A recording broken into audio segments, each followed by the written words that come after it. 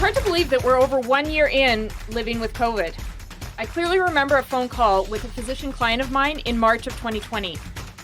At that time, the schools had been closed for 2 weeks, and he said to me, "Sarah, this isn't going to be 2 weeks to flatten the curve. It's going to be at least 8 to 12 weeks, and you need to be prepared for that." And here we are, 52 weeks in and counting. Just the number of changes and the level of uncertainty can cause us to rush to make more changes and feel more uncertain. And as all of these pandemic changes are happening, many of us are experiencing other significant life changes. In this episode of SARA Makes Sense, we're going to talk about two of them: divorce, or the end of a significant relationship, and job loss. These are emotional events. They are also financial events. So how do you make decisions when there's so much riding on the outcome and there's still so much uncertainty? Today, we're going to make financial sense of uncertainty, loss, and then talk about how you plan to stabilize moving forward. There's a couple of similarities between divorce and separation and a job loss. The biggest one is you thought you knew. You thought you knew who you were going to be with for the rest of your life. You had a structure, you had a plan. With your job, you thought you knew where you'd be working. You thought you knew what your responsibilities were. You knew who your colleagues were. And then that gets taken away, or that falls apart.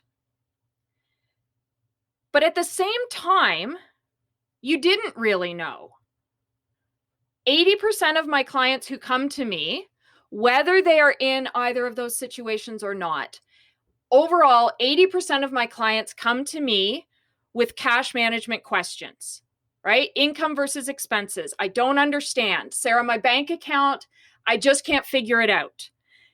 So if 80% of my clients are coming to me with that question, and part of what's driving your stress in a separation or a job loss is, well, I thought I knew the situation. Remember, concurrently with that, you also know that you didn't know the situation. So probably in a relationship, you may not have known how your bank account behaved. You may not fully understand what you own and what you owe. So if you didn't know this before, and now you're in this situation, and you're going to need to make decisions about how to divide assets, you're going to need to make a decision on support payments. And so how do you do that?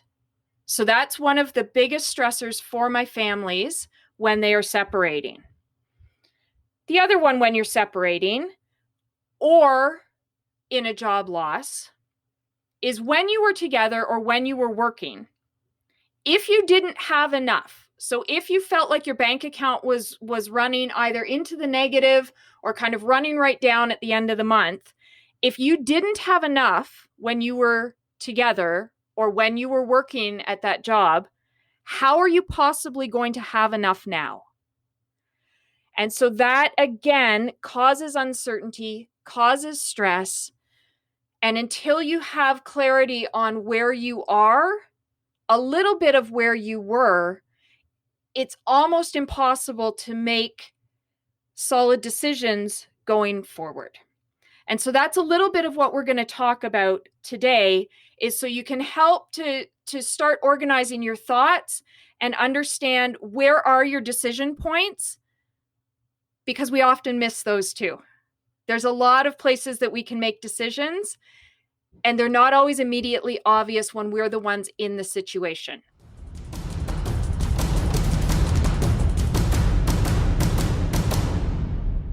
All right, so divorce.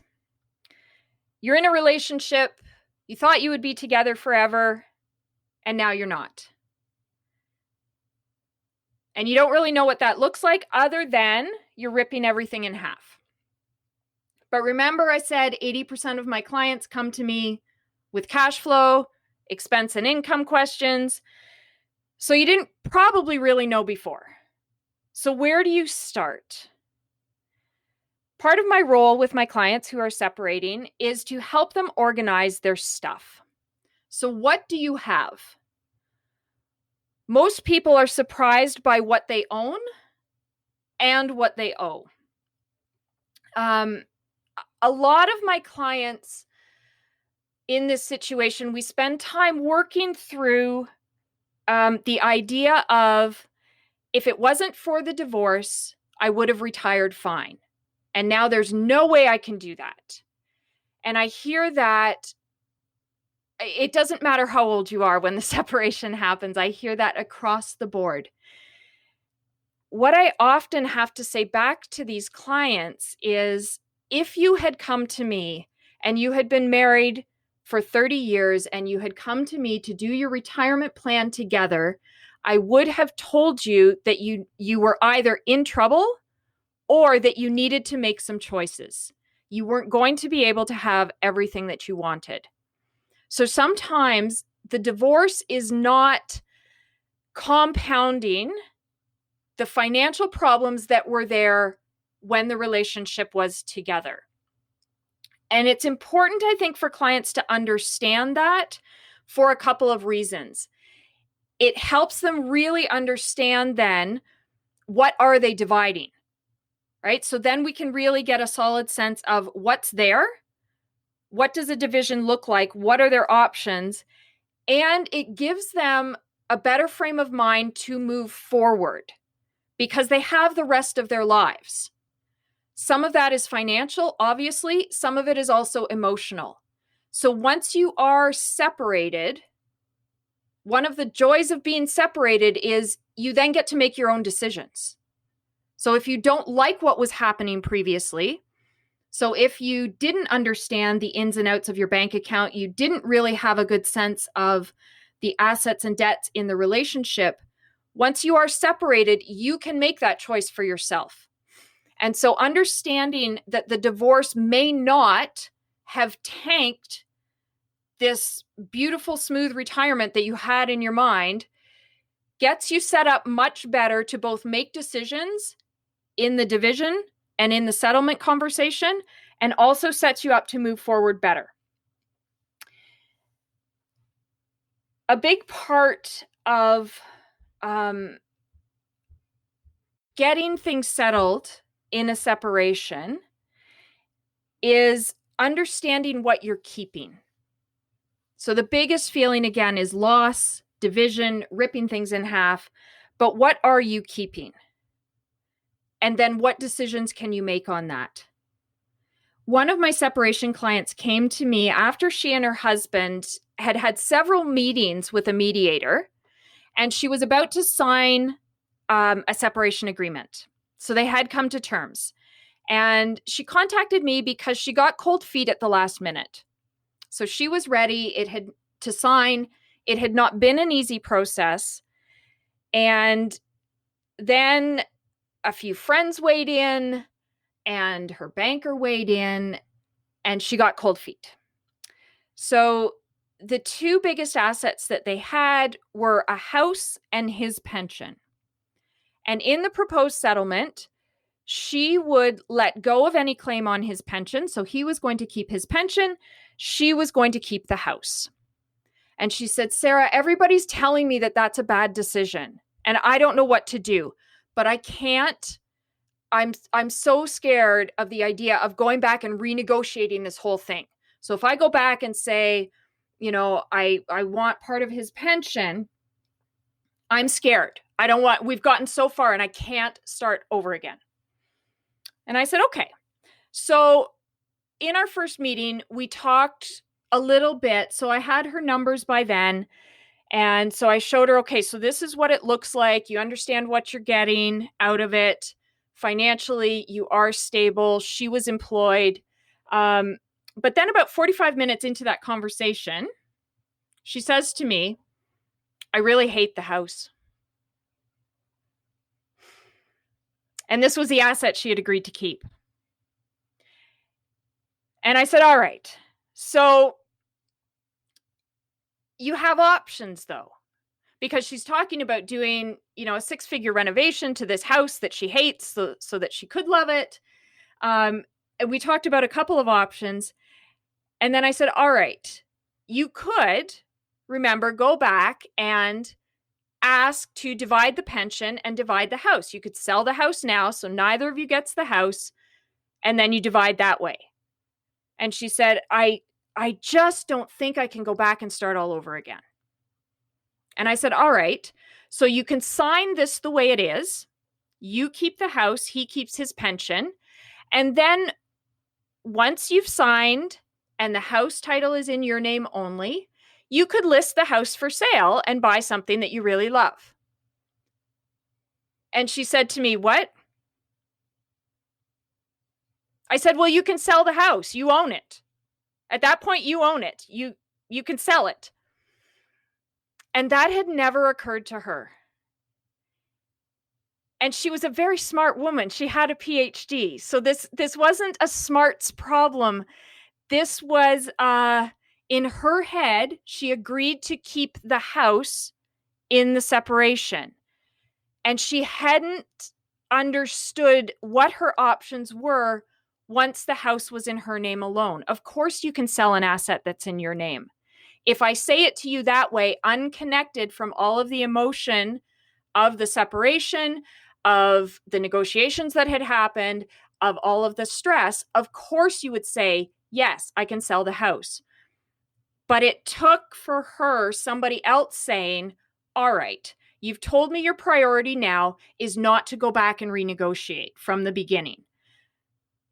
And I'm focused on how do I get her as close as possible to an ideal situation? And she had already said this house wasn't ideal. All right. So let's put the first goal in place of wanting to settle this and needing to settle it. And again, financially, the settlement made sense. So then we talk about after, what can you do? And she hadn't thought about that. So for her, it just made the conversation and the decision much easier once I was able to lay out her options.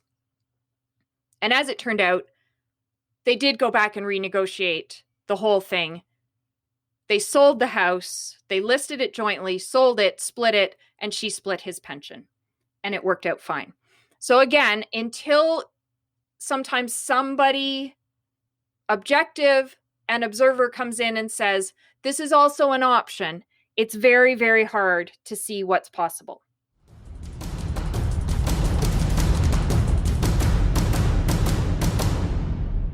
So talking about housing and separating, my goal for all of my clients is that they're financially stable. And particularly in a separation situation, when they probably didn't fully understand the finances going in, we are dividing.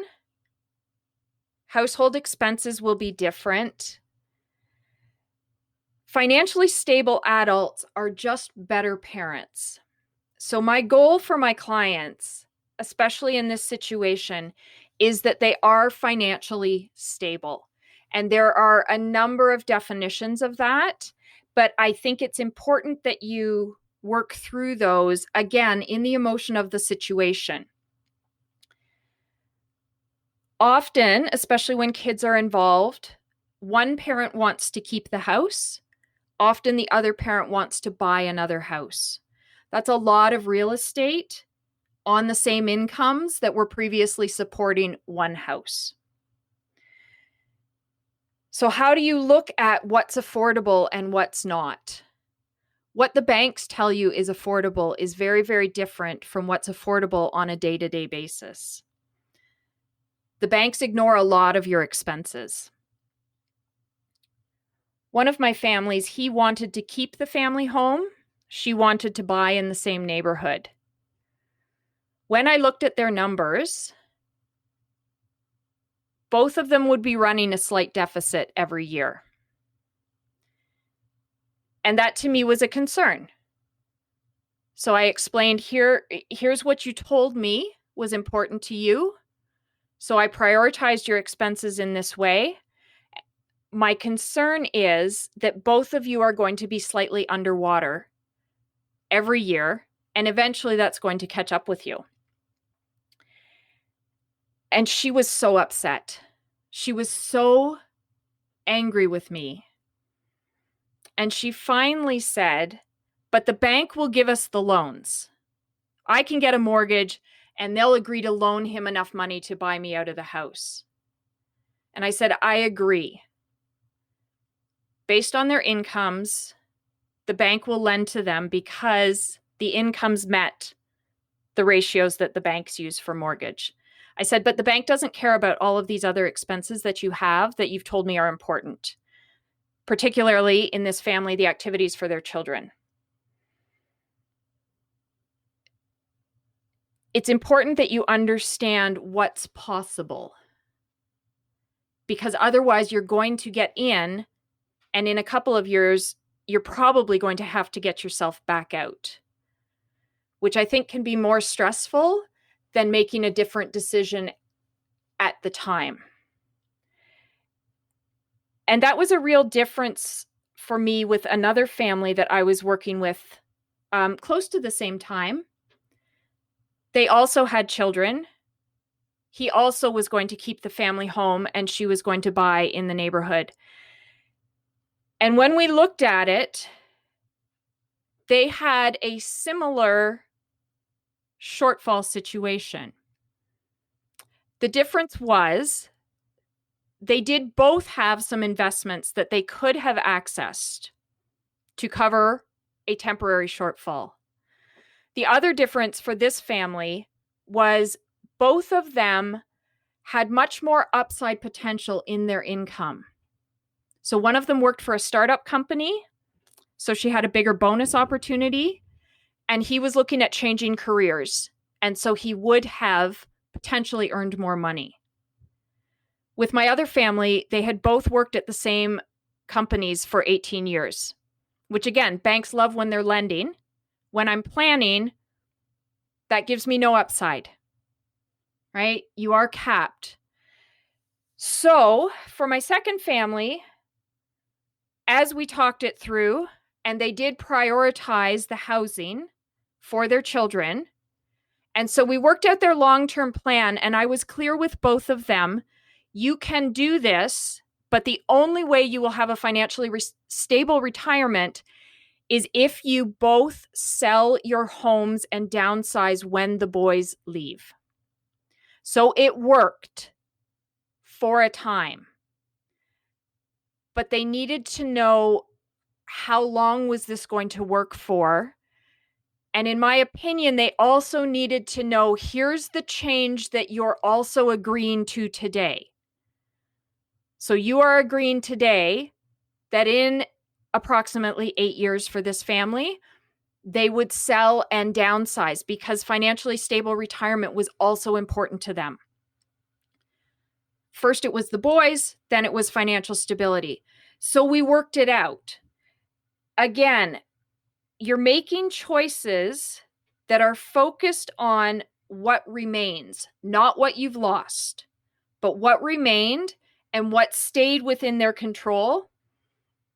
I also believe that we are better knowing the situation, even when it's difficult, than not knowing. I think when you stop at the bank approved me for a mortgage in my separation, I think you are losing so much and you are compounding stress down the road at a time when you could have been rebuilding.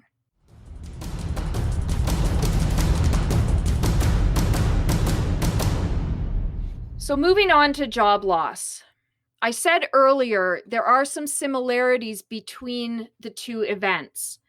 You thought you knew the situation. You were working for a company. It seemed stable. I find even my clients who would say, I knew there was a risk. I knew the company, I've known for a couple of years that the company was a little shaky, or there have been layoffs before, or I have worked with some clients in Calgary in the energy field. So they know this is cyclical. However, when it happens to you, it's a different feeling than knowing theoretically, right? So when you get the letter and you get the package, again, it pulls apart your plans. So 80% of people aren't comfortable with their cash flow.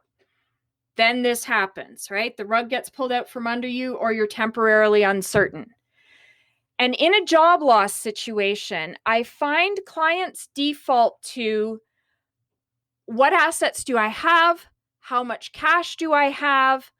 But they don't always connect it to what they need. And we also, in those conversations, forget about our biggest asset. And let me give you an example of that. So one appointment I did with a client who had recently been laid off, he did still have a mortgage. He was the sole income earner in the house, and his children were still all at home. And so he was very concerned about how to maintain the level of financial stability that he had built over the last number of years. And one of his other big questions was about deferring his mortgage. So this was a fairly recent layoff. He was still in the window where banks were allowing a six-month mortgage deferral because of COVID. And he said to me, Sarah, everybody's telling me to defer my mortgage, and I don't want to do that. Even my financial advisor, who managed his investments, he said, even my financial advisor told me to defer my mortgage. I don't want to. Is that a stupid decision? And so we talked through the amount of his severance. He did have some cash savings in the bank. And so we talked about how long that would carry him with no other income. And for him, it was probably about 18 months. And he hated debt. It was very important to him that for him, deferring the mortgage felt like sliding backwards. And he didn't want that. And that's when we talked about his biggest asset. His biggest asset is his earning potential. For most of us, our biggest asset is our earning potential. And we don't protect that. For him, deferring the mortgage would have felt like sliding backwards. If he feels like he's sliding backwards, he is not going to do a good interview. Right? So my goal in a lot of those meetings are trying to figure out, how can we preserve the client's ability to interview well? If that's their biggest asset, why are we not protecting it? Why are we talking about houses and mortgage rates? We need to protect the biggest thing first. So as we talked, I said, all right, you can choose to defer the mortgage, go the 6 months. You have cash in the bank. So if your employment situation has changed in the next 6 months and you are reemployed, I said, you can go in any day of the week and take the mortgage off deferral. You can make up those payments if you have cash in the bank. So again, it didn't have to be an either or decision. He was still in control of what he did even after the deferral. But again, we forget sometimes what we can control and what we can't once we've made a decision.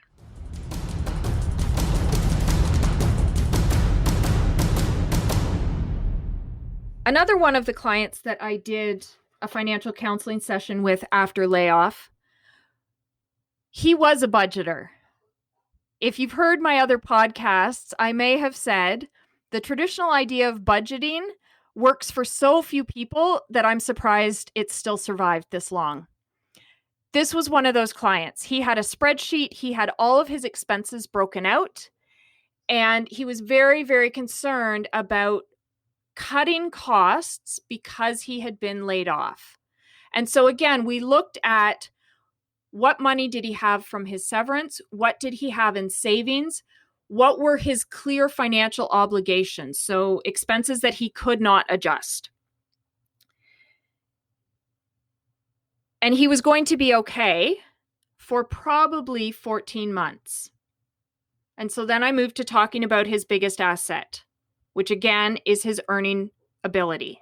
And I said, how do you feel about your prospects for reemployment? And he said, well, I was offered a contract position yesterday and I have an interview next week. All right, then. I said, so that sounds good. And he said, yes, but I'm thinking I should cut back on, my spending because I have a hobby. It costs me about, $130 every quarter. I thought maybe I should cut that. I said, how important is it to you? He said, well, that's when I socialize. And so it is really important. Okay, so I went back to, if that hobby helps you interview well, please spend the $130 to protect your earning potential, to protect your employability. But again, when you're in the situation, often our first instinct is to cut as much as possible. And so it sometimes takes somebody else to reflect back, but here's what you've done already to protect yourself against an unexpected financial shock. And here's where you actually are today. You have cash, you can meet your obligations, and we are looking to protect your biggest asset, which is your reemployability. So again, the similarities between divorce and job loss, it's the uncertainty, it's the I thought I knew the situation and now I don't, coupled with I didn't really understand my finances before, and I can't possibly begin to put them together now. When you're making decisions in an environment like that, where there's so much uncertainty and so much emotion, I believe it's really important that you have the clarity of what do you own, what do you owe? So what is the actual situation? What decisions are important to you? What outcome is important to you? So start planning from there, but then have other options. There may be something that you hadn't considered. There may be something that's actually more appealing to you than what you thought you wanted to hang on to. And that's where having a plan can help you come through those experiences focused on what you kept, not what you lost, which changes the possibilities going forward. So those were some really heavy issues. I hope we made sense of some of them, particularly as we've gone through the past year. The pandemic has been hard on all of us. And this is where we need to acknowledge the emotion and also acknowledge the actual financial realities. I'm Sarah McCullough. I really hope you've been able to grab on to a couple of tangible things today. If you're facing the issues we've talked about, I really hope I've clarified some of them for you and at least helped you form some questions. Often in these situations, I find it's hard for clients to even ask the question. Most clients, when they finally do contact me, especially when it's related to a separation, most of them say, I've had your number for a while. I just didn't want to call. I didn't know. And I say, you didn't even know how to ask a question? And they say, yeah, I didn't even know what to ask you. So I am thrilled if I have helped you form your questions. My goal for you in both of these situations is to see what's still there, to see what remains, to see what you've kept, and to see what you want to keep.